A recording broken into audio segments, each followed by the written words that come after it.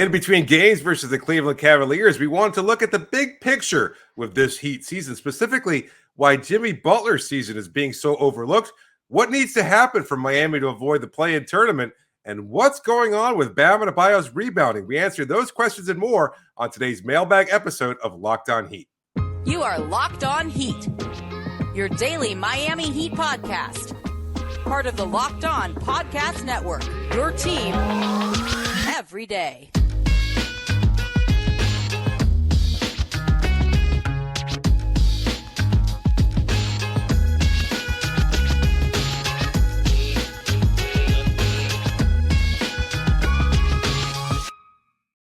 Welcome to Locked On Heat, your daily podcast on the Miami Heat, however you might be tuning in on YouTube, Odyssey, or your favorite podcast app. Thanks so much for making us your first listen every day and for subscribing. I'm Wes Goldberg here with David Ramil. David, I'm going to start with something I think surprising, something that's kind of gone under the radar so far this Heat season. This is the best season of Jimmy Butler's career. It sort of snuck up on us, but all the numbers are there, okay? Not just like the points per game, the rebounds, all these stuff. They're all like right in line with what he's averaging. But then what he's averaged for his career. But then you look at the percentages. All right, 52.2% field goal percentage. That's what he's shooting this year. That's a career high by far. He's averaging more points than he has since his last year in Chicago. The big reason for his shooting percentage being so high is that he's shooting 55% on twos, which is just a bananas number. He's got a true shooting percentage of 63%, which would rank 23rd in the NBA. And right now, he's 8th in PER, the same as Kevin Durant. He's got the same PER as Kevin Durant, and it's ahead of LeBron and Steph. This has been Jimmy Butler's best season of his career on a per-game average basis, but also he's already played 52 games this year. He's as healthy as he's been. He's on track right now to play something like 65, 67 games. He could, if he does not miss another game, and he just recently started playing the back end of back-to-backs, he could play 67 games this year, which would easily be the most. It would be the first. He's going to play 60 games for the first time since putting on a Heat jersey. So I bring this up to ask you this question, David. Why haven't we talked about this yet? Why does it feel like Jimmy Butler's career season has kind of flown under the radar all season long so far? No, and I think it will continue to do so. The argument is that Jimmy's a fine regular season player, maybe even a very good regular season player, but that the very best version of Jimmy Butler is the one that we see in either clutch moments or in the playoffs. And that's the reputation he's earned and had for a long time now, since his days in Chicago, Minnesota, Philadelphia, and now in Miami. So I think there's always going to be an overlooking of Jimmy's statistical output during the regular season, partly because of what we've seen in the past. The evidence over the course of his career has always been there and kind of taken the shine off of what he does, because what he does during the playoffs is usually so much better. I think there's also some kind of fatigue from the Heat fan base. Like we saw this even with Bam Adebayo. Like Bam Adebayo, again, arguably having his best season of his career, but none of it really matters because the team doesn't play very well. And I think we're starting to see that with Jimmy's numbers as well. Like as good as he is individually, the narrative, the feeling that this fan base can't shake is that it's not a very good team. And I could pose an even bigger question, perhaps. Is Jimmy's success coming at the risk of hurting Miami? Like, is his dominance as an individual player taken away from the playing style that made Miami so good over the first few seasons of Miami? It's mitigated Kyle Lowry's role. It's taken the ball out of Duncan Robinson's hands. It's changed the offense to a certain degree where it's now skewed towards Jimmy's production, and maybe that's at the cost of Miami's success. It's a good theory. His usage percentage is actually lower than it was last year. It's as low as it's been since he's been on the Miami Heat, other than his first year, but it's lower than it's been the last 2 years. So I think he's just being way more efficient. And look, that when you watch these games, it makes sense. Like he does such a great job of getting to his spots under the basket. And look, I'm guilty of this. I've been saying all year he's driving 55 and a 70, and yet you look at the stats and you're like, wait, does he have a case to be on the All-NBA team? right? No. Especially when you consider the fact that he's so healthy in a league that is like, guys are falling out. Like Kevin Durant is going to be out again, apparently. Like Luka Doncic is dealing with this thigh contusion. Like guys at his position at guard. I'm not sure if Luka is available at guard and forward. I think he is, but guys available at his position are getting hurt. And Jimmy Butler, like he hasn't played all the games, but he's going to play as many games as he's had in a Heat jersey, and as many games as a lot of the other guys at his position that could be up for this All NBA award. So when we start looking, a month from now, when the end of the regular season comes up, and we start talking about, all right, who's going to be on all these All NBA teams, Jimmy Butler's name has to be mentioned, despite the fact that he wasn't even an All-Star. And I think that's the other thing too, is that he isn't an All-Star, right? He wasn't an All-Star this year. And that was by choice, though, wasn't that? Like, I think they probably, before they reached out to Julius Randle as a replacement, you don't think they? Okay, yeah, yeah. No, you're right. Yeah, replacement, whatever. Like he wasn't immediately voted in, but good point. Okay, that's fair. And Bam was, and so Bam is kind of the story. He's the one that's been, driving Miami's success, at least from the narrative standpoint. And again, that's what I've been thinking this whole time. And look, Bam's development has been, I think, the major story of Miami's season. And I think Jimmy Butler would prefer it that way. But you just look at these numbers, and it's clear this is the best he's ever been. Not just in Miami, but the Minnesota, the Philadelphia, Chicago, when he first started making All-Stars back then, like he has never been better. But I think the first point you made is absolutely right. Nobody cares. Nobody cares because Jimmy Butler doesn't seem like he cares. He didn't care about not being on the All-Star. He kind of seemed relieved about not having to go to Salt Lake City. And the other part of this is that the Heat aren't winning as much as you'd like, right? And I think that some people look at Jimmy Butler and say, all right, cool, career averages, that's great, man. Do more. Because you have that feeling like he could do more because of all these playoff performances that we've seen from him in the past, even just last year. You're like, can't you just go out there and score 27 a night? Like you can do that. You can average 27, 28 points per game, and yet he isn't. And the Heat aren't winning at the same degree as Heat fans would like them to. And so I think there's a feeling of, okay, career averages, that's good and all, but we know there's more there. Can you, and we need more, because if maybe you were doing more, maybe we would have a better record. No way to know if that's true, but maybe that's the reason why. He said it multiple times. I could go out and get 40 every night. And I think he really believes that whoever he's facing, whichever team he's facing or individual defender, is not good enough to stop him, because he's going to find a way to either score on them or get to the line and drive up those numbers anyway. And that kind of speaks overall to what Jimmy's just capable of. I've talked about before the comparison between him and LeBron. And I think Dwayne Wade made the same comparison. Like in terms of being able to read a game and recognize what it needs, whether it's as a playmaker, as a defender, or as an aggressive scorer, I don't think any player this side of LeBron is as capable of turning it on and off and changing to evolve into whatever the game needs. And I think he's just taken that skill. You pointed out his efficiency. What if this is all just like Jimmy actively saying, I can do whatever I want to whenever I want to. I just also know that it's going to take a lot out of me every game, and it's going to take away from my efficiency when the playoffs eventually roll around, because that's the ultimate goal. He can't go 55 and a 70 because during the playoffs, he goes 85 and a 70. Right. That's right. He does. And he doesn't nobody pulls him over.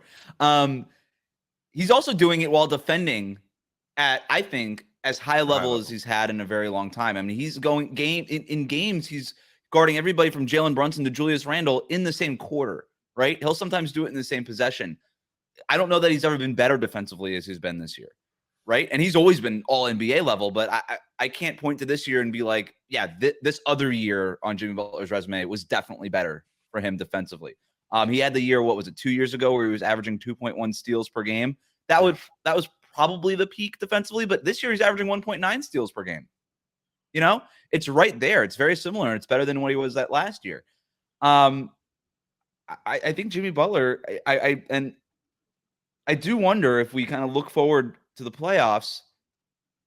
Is Jimmy Butler just having a career year statistic wise, or is he actually better now? Because you also watch him and I'm like, okay, he's healthier physically. Obviously, he's playing more games, right? Does that mean that we could be in for even a better playoff run from Jimmy Butler? Like, is there even better basketball ahead of him for him? Or is this just, hey, career highs and it just is what it is? But I don't know. But maybe we can't expect him to maybe make another leap in the postseason as we've seen in the past. Or maybe he is just better now, and that could result in even better Jimmy Butler. And if that's the case, what does that really mean for the Miami Heat?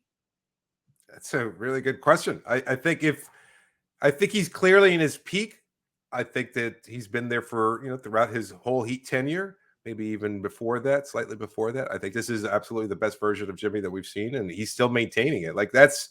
I think you can give him the nod and say, you know what, you deserve your flowers on this and being able to prolong your career. All the talk about Jimmy and longevity goes back to, his days with Chicago and Tom Thibodeau, wearing him out there for 40 plus minutes a game. And look at him now, like even at 33, to your point, putting up these incredible numbers. So I don't know if it's going to translate to a bigger boost. If the baseline is higher now than it's ever been, will that translate to an even better version?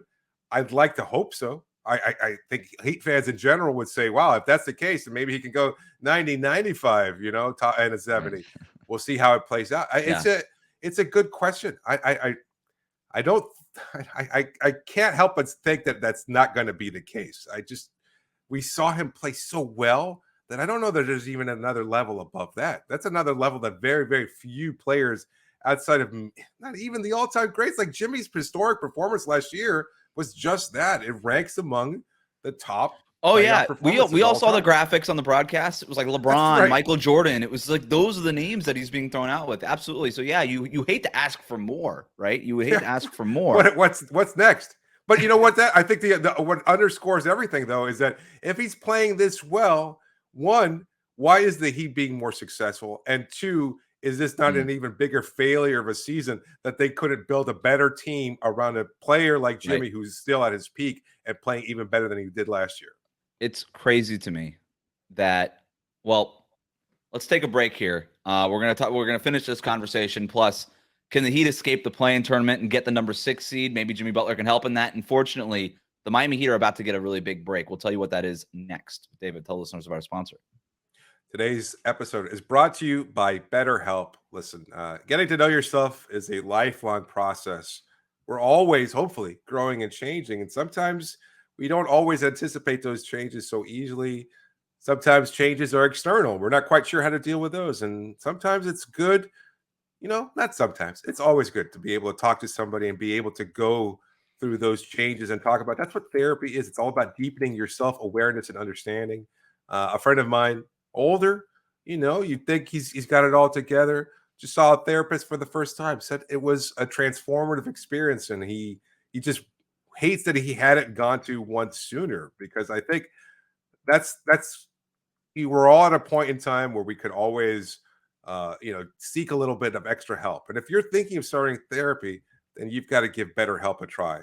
It's extremely online. It's designed to be convenient, flexible, and suited to your schedule. You fill out a brief questionnaire, you get matched with a licensed therapist, and switch therapists anytime, no additional charge. Discover your potential with BetterHelp. Visit BetterHelp.com/LockedOnNBA today to get 10% off your first month. That's BetterHelp, HELP.com/LockedOnNBA. Locked On Heat is available on Apple Podcasts and Spotify, so please do subscribe. Before we get to this question about the play-in tournament and Miami's playoff positioning overall, let's just continue where we left off. Jimmy Butler, Bam Adebayo, you mentioned maybe this is a failure on the Heat season, that despite Jimmy Butler having such a great year, that they haven't been able to capitalize on it with better playoff positioning, more wins, and all these things. And I remember when Jimmy Butler first came to Miami, and the promise was, we're going to get you a second star.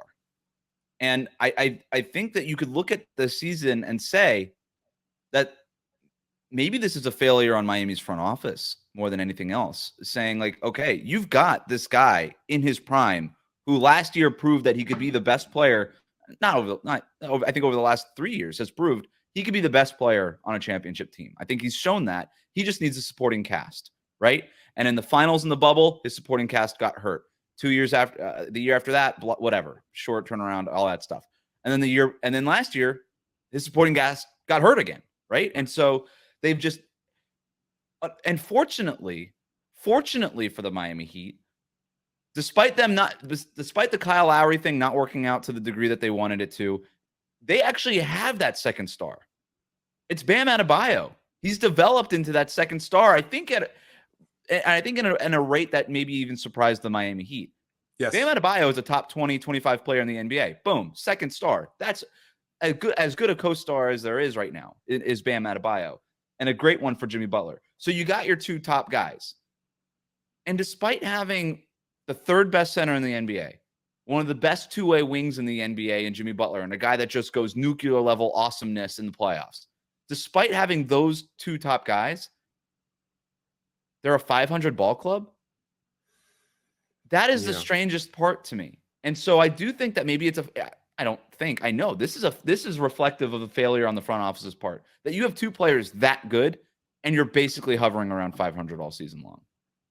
The timeline for this team has been ass over tea kettle since 2019.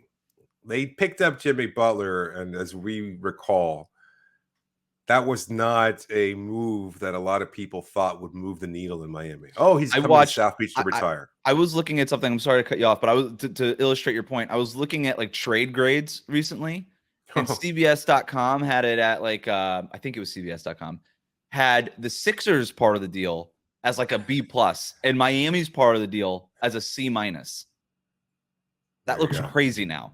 It does, and kind of hilarious. And that was the perception. Like I remember a lot of media members saying, "Oh, he's going to go to Houston. It's a great place." No, he's going to go to LA, join Kawhi, etc. He's going to go to all these places. And then I would say, "Well, what about Miami? His culture fits exactly what the organization has." And everybody was like, no Miami. It's like, okay.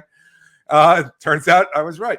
And I think he's just changed everything to a certain degree. Like that, you had Tyler Herro, a rookie. Yeah. He wound up being better than expected. Bam made his first all-star leap that season. Then, of course, COVID, the pandemic, changes everything. The league shuts down, and somehow they go on this deep run that this team was built for in 2020. As you pointed out, shortened offseason, the rush season of 72 games in a limited amount of time. They wound up getting swept. Then again, with the benefit of a retooled bench and new acquisitions and PJ Tucker and Kyle Lowry, they overachieved. Except they just never been quite on the same wavelength. Like if is this evidence that they shouldn't, instead of trying to chase Donovan Mitchell and Kevin Durant this last summer, instead of doing all that, they should have recognized after that playoff run that Jimmy Butler had last year and the leap that everybody at this point, I think everybody anticipated another leap from Bam Adebayo going into this year. Yes. Tyler Herro coming off the Sixth Man of the Year. Like, those are your three good players. Those are your three players that are above average at their position on this team. And two of them are in the top 20 in the NBA. And Jimmy's probably top 12. And in the playoffs, he's one of those dudes. Is this evidence that instead of chasing that other star, that they should have been like, well, we've got the stars. We got to fill out the rest of the roster that is very obviously problematic. And we know this because of our last three playoff runs. They didn't step up. They had those players. They have them still on the roster. They just haven't lived up to the kind of contracts. They have built a team that they Not just contracts, David. The players aren't good. Like, their supporting cast has not been good this year. But that's even fine. If they're playing on the minimum, they would not be playing good. We all want to criticize the front office because it's low-hanging fruit. But the reality is that they built this team as well as they possibly could, with the exception of a really glaring omission at the power forward spot. I think they could have done something. And not trading your picks and being afraid of the luxury tax and all this stuff. Like I've said it all. The Heat never thought that they were good enough. And I do wonder if Jimmy Butler's season this year, in a different context with a better supporting cast, maybe they would have been good enough. There's no way to know. But let's talk about this, because after falling to Cleveland on Wednesday, Miami is now 4 losses back of the number 6 seeded Brooklyn Nets, and the 5th seed New York Knicks.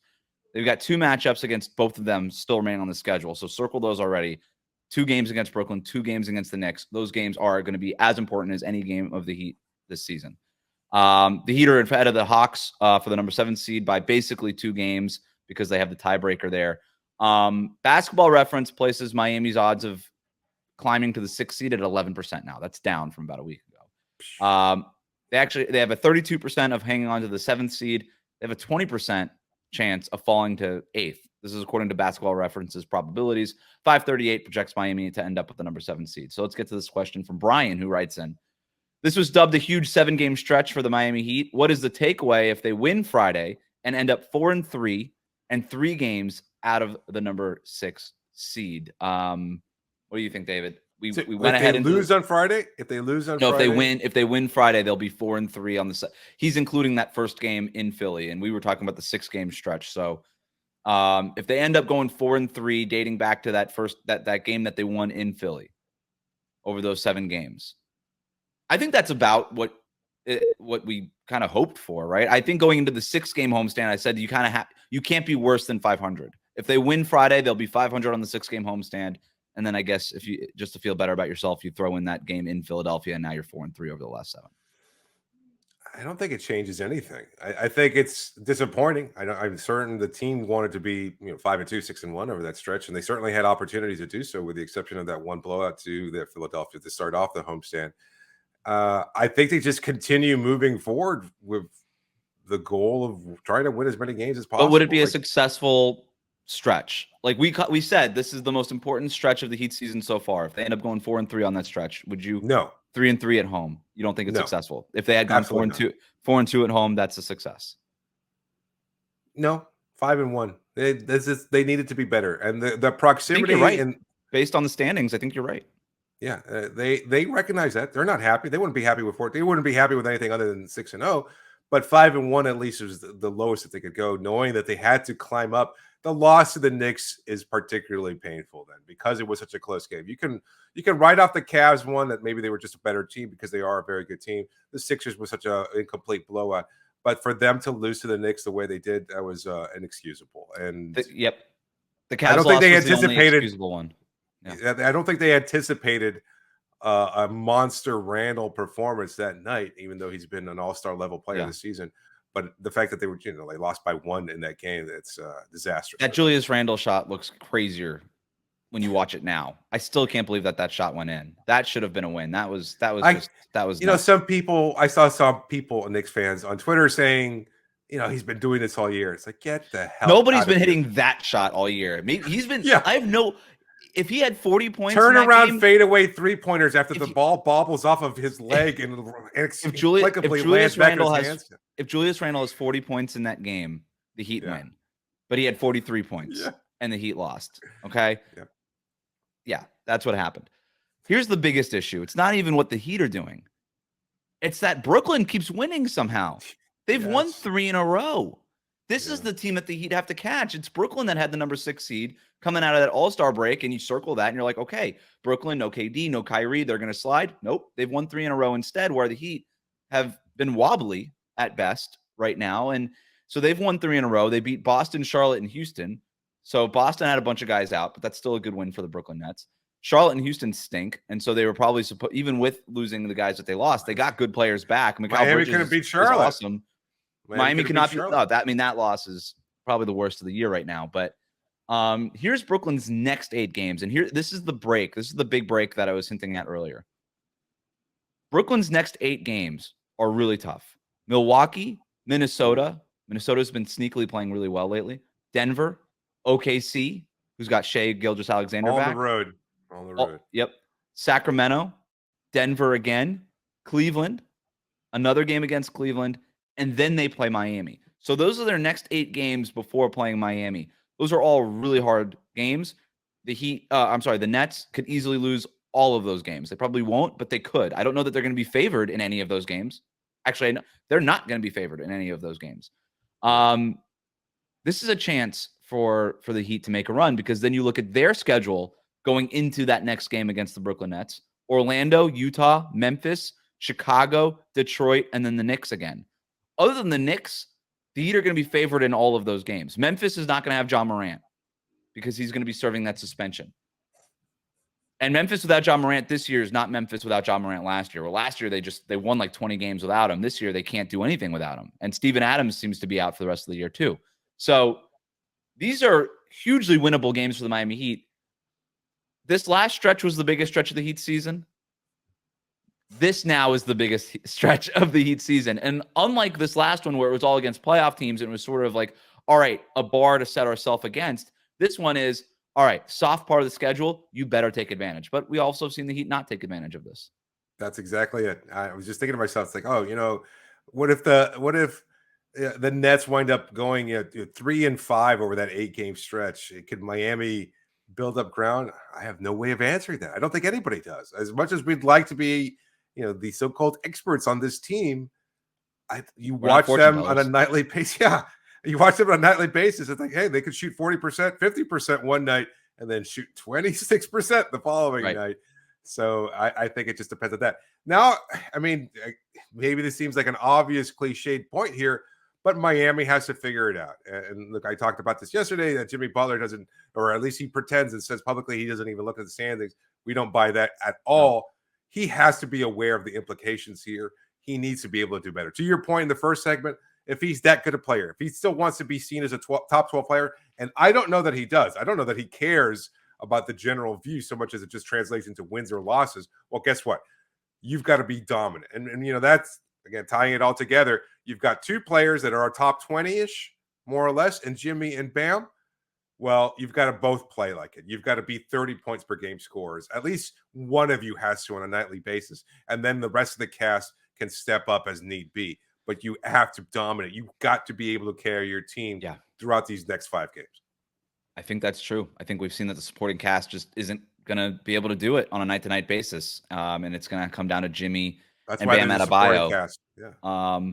There is a troubling Bam Adebayo stat that we got to talk about. That's coming up next. Plus, we're going to talk about toilets. But first, David, tell listeners about our sponsors. Today's episode is brought to you by FanDuel. The midway point of the NBA season is here. Now is the perfect time to download FanDuel, America's #1 sportsbook, because new customers get a no-sweat first bet of up to $1,000. That's bonus bets back if your first bet doesn't win. Just download the FanDuel Sportsbook app. It's safe, secure, super easy to use. You can bet on everything from money line to the number of threes drained and the number of toilets in the new Clippers stadium. Plus, FanDuel even lets you combine your bets for a chance at a bigger payout for the same game parlay. Don't miss the chance to get your no-sweat first bet up to $1,000 in bonus bets when you go to FanDuel.com/lockedon. That's FanDuel.com/lockedon to learn more. Make every moment more with FanDuel, an official sports betting partner of the NBA. Reach Locked On Heat on Twitter, Instagram, email us, lockedonheat@gmail.com. This question comes from Ryan, who writes in, playing against the Cavs, the Heat needed more from Bam. Are you concerned that Bam only had 1 rebound last night? David, before you answer, some quick stats to kind of just zoom out a little bit and put this into more context. Bam Adebayo before the All-Star break was averaging 10 rebounds per game. Since the All-Star break, it's down to 6.3 rebounds per game. What do you think this is? It's Kevin Love. That's the only difference there is, and I think that's by design, and I don't think Bam seems to care. He was asked about it following the loss to the Cavaliers, and he didn't seem all that concerned. Maybe he doesn't like the hit on his individual numbers or his candidacy for an All-NBA. He's a young player. He's trying to build his legacy, etc. But the only difference here is the addition of Kevin Love, who by virtue of his ability to rebound as well as he does, the fact that he's not as much of a perimeter-bound player, he can't guard players in the perimeter, he boxes out extremely well. I think he's just going to be closer to the basket more often than not and pulling down those rebounds away from Bam. What do you think? I think Bam said that. He said, we have certain players on our roster now who are going to go out and get rebounds and things like that. So I definitely think that's part of it. I also think that maybe some of it is a little bit of wear and tear, some fatigue perhaps. As the season has gone on, we're in the home stretch here. His free throw attempts are slightly down. His field goal attempts are slightly down. But I also think some of that is being deferential to Kevin Love. In terms of whether or not I'm concerned, I am not concerned. The fact that he had 1 rebound last night against the Cavs in a loss doesn't look great. I also don't think that that's the reason the Heat lost. He also was dealing with foul trouble early on, so you can't be quite as aggressive around the basket because that was the kind of game that the officials were calling. It didn't necessarily stop Jarrett Allen or Evan Mobley or anything like that, but it was just a little weird for Bam considering the early foul trouble. So in terms of the question that we were asked, am I concerned? No, I am not concerned. I'm not really concerned about the dip either because I think exactly what you said. Kevin Love coming in, you're trying to get him those second chance, put back opportunities and stuff like that. And it allows Bam to not have to do that as much. And it lets Bam do some other things too. So I haven't watched these games and thought that Bam was like dramatically passive. less effective. If anything, I would like them to just go out and score a little bit more, if Yes. anything. But it's also the offense is sort of evolving and changing right now with Kevin Love's addition too. So concern, I don't have concern. Am I monitoring it? Yes. I'd like to see how this evolves. They haven't been losing the rebounding battle as a team. You know, they've been gang rebounding, and that's fine. Like ultimately, it comes down to can you hit above 35% from three? It has nothing to do with rebounds. And I know the rebounding creates more offensive opportunities, more possessions. Sure, that's all fine. If those are wasted possessions, then it's all for naught anyway. I know that's your argument for why rebounding is a loser stat, but it basically boils down for it boils down to hitting more shots for Miami, not whether or not Bam has double digits number of rebounds. It's a great statistic. It's a nice counting set that we can all point to as far as measuring the barometer for success.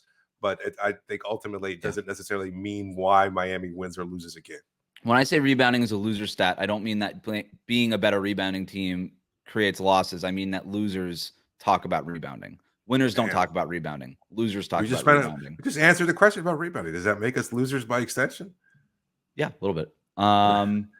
So I don't know if you heard Clippers owner Steve Ballmer the other day when he was talking at a construction site, the team's new arena, got really excited about how many toilets that they're going to be. We have the sound here. Toilets! 1,160 toilets and urinals! 3 times the NBA average number of toilets and urinals. We do not want people waiting in line. We want them to get back to their damn seats. At the end of the half, before the game, clocks. So a couple things there. I like how he just sort of fizzles out there. You know, and there's it's hard to maintain that level. You know, I also want to know what he was going to say about clocks at the end. We go and now next on the on my docket here, clocks. Toilets though. First of all, David, how important is the number of toilets to a sporting arena in general? And while we're on the conversation, well, let's start there. How important are toilets? You know, it's been a long time since I've just pounded beers at a sporting event.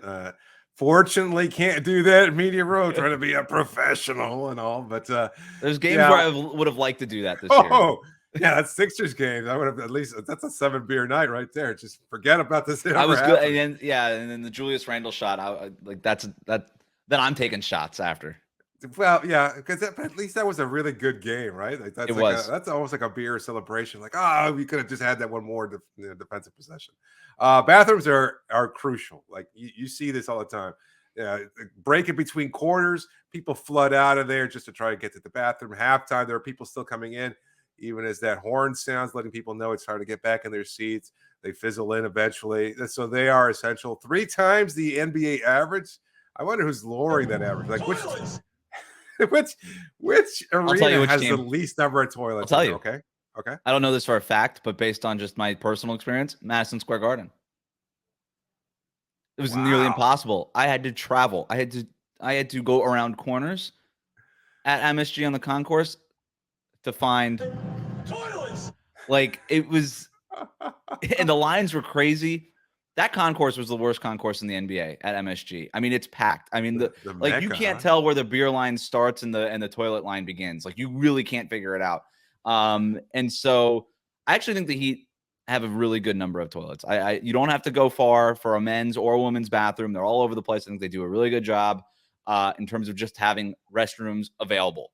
But since we're on the topic, well, now I'm wondering what are the other teams that have like the least amount of toilets? I'm trying to think.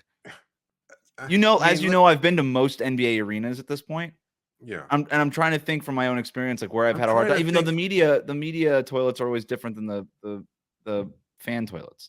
Well, not when you're in Media Row. Like, I mean, like it depends. Like if you have like a workroom downstairs or something like that, which the Heat does, there's a bathroom there, but even that's open to the public. And that's not exactly always the best option there. Like, I mean, if I have my choice, I'd rather go into the Bacardi Lounge or one of those places because they've got the fancier bathrooms, right? But yeah, you know, I wonder why Madison Square Garden doesn't have that many toilets. Old, I think it's just I guess that's ones. just basically it. Yeah, it makes a lot. And because James Dolan doesn't care about the people that attend his games. Yeah, I'm just trying to think. I've never had the luxury of being able to go catch like fish when they have like one of their monster runs at the Madison Square Garden. I'm just picturing like a hallway lined with like hippies having to hold their pee and maybe not hold their pee, and that's and that, I don't know why it's the one of the best venues in the NBA, all things considered, but as far as, and I don't know why. It's not because of the toilets. It's because of the New York media. And Shea Serrano saying, "Oh, the league is better when the Knicks are better." No, screw that. That's Nick. true. Who cares? No, it's not true. You think that's true? That the Yeah. league is better when the Knicks are better? I do. Unfortunately, I cannot. People take that as like the other side of that. The other side of that is not that the league is bad when the Knicks are bad. That's not what that means. It just means that the league is better when the Knicks are better. But I also think you could say that about basically any team. I don't think that that's an untrue statement. Is the more good basketball, the better the league. Is the league better when the Kings are better? Nobody says that about the Kings. I think the league is better this year because the Kings are better. I'm enjoying the Kings being. Nobody's saying it. You're not enjoying wrong. the Kings. You're not enjoying. I mean, maybe it's just a peripheral thing, like the very, very casual fan that's like, "Oh, the Knicks are good." I know New York. It's a big city. I've been there. I've visited. That's why the big markets get the bigger ratings. This is not new. I don't think the league it's is not better different because for of the Sacramento. NBA, the NFL. It's the same. The Major League Baseball. It's all the New York team has to be good. I mean, it doesn't have to be good, but when the New York team is good, it ripples in a way that when the Sacramento team is good, doesn't. No, it doesn't. Like, you'll tune in to watch the Knicks. That's it. How is that making the league better? Like, it does not. Like the Houston Rockets are what would you call it? A middle city, like in terms of their middle market city. Yeah, mid market maybe. And like they were good with James Harden. Nobody cared. They're bad now with Jalen Green. Still nobody cares. Like that's just the way it works. Like I don't think like an individual team success does nothing for the general perception of the league. You tune in to watch. It's all about stars, how those stars are marketed. I have concerns about the future of how the league is going to be marketed, and maybe I should voice those. But considering the fact that the game has changed now, the officiating has changed the way the game is played, and that arguably your three best players are Giannis Antetokounmpo, Nikola Jokic, and Joel Embiid, and I don't know that those players are exactly marketable to a much more casual fan base. Who is the next star that's going to attract Midwest America? Who's going to be able to lure those kinds of players there, those fans, that have those kind of that's why you see all this concern with John Morant. He's kind of like the next American-born player on the rise, and that's why you see all this stuff going on, which we don't even need to dive into all that. But I don't know. I don't disagree with the statement. Like you could tell me that the league is better when the Rockets are better, and I would agree with that too. I just think that the more good basketball being played is better for the league. But I don't know that way. Like you have to have bad teams. It does work that way. You have to have bad teams, though. Like any I season. suppose. Yeah, I mean, I guess. Yeah. No, I understand what you're meaning. The Knicks were bad over the last 5 years when Golden State was dominating, and everybody loved tuning in to watch Steph Curry put up 23s. Like, and that changed nothing about, again, the casual perception. And now he's doing like car commercials and things of that sort. Subway commercials. I don't know that because we have the big NBA media rights deal coming up. I don't know that they're gonna sell those media rights for more money because the Knicks are maybe peaking. But I also don't know that they're not. I don't know. People want to watch. Like, there's a reason why the Knicks are on TV every Christmas, is because they have the star in Madison Square Garden. Madison Square Garden is their star. And their star, unlike all the other teams, their star stays, right? Their star stays. Right now, they're trying to actually get them to move MSG so that they can redo Penn Station, which James Dolan is like, well, you want me to do that? I need like $4 billion from the taxpayer. Classic James Dolan move. Toilets, 1,100. Put him there. Yeah, why not? Well, as more toilets in Madison Square Garden, then you can talk. Thanks again for making Locked On Heat your first listen every day. Remember to subscribe to new episodes of Locked On Heat on your favorite podcast app and on YouTube. Ring the bell to get notified as soon as new episodes go up. Now make your second listen game-to-game NBA. Every moment, every top performance, every result. Locked On Game-to-Game covers every game from across the NBA with local analysis that only Locked On can deliver. Follow Game-to-Game on Locked On NBA wherever you get your podcasts and on YouTube. David, thanks for joining me. Toilets, 1,100. So many toilets. I don't know. Toilets, 1,160 toilets in Europe.